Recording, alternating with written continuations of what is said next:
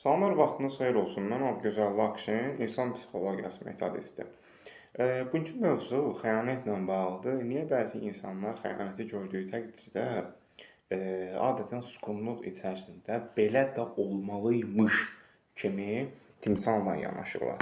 Bilirsiniz, insanların psixologiyasında belə bir mitoloji davranış var. Qadından kişiyə, kişiyə qadına. Normalda yəni eləncə kişi yox, nakişi ya da qadıncıq deyirlər xəyanət edən tipli insanlara. Qarşı tərəfi əzmək faktoru var. Bu avtomatik olaraq kimsəsiz heç harda işləmirsə, bunu əzmək, bunun susqunluğundan istifadə eləmək metaforizmi formalaşır. İnsan psixologiyasının bəzi yerlərində, bəzi 70% insanlarda özünü göstərir. Özgüvənliyi bu tip mənfi aurada istifadə etməyə çalışırlar ki, artıq belə də olmalıymış kimi. O da heç harda işləmir, xüsusən qadınlarda olur və sən məcbur əzilirsən.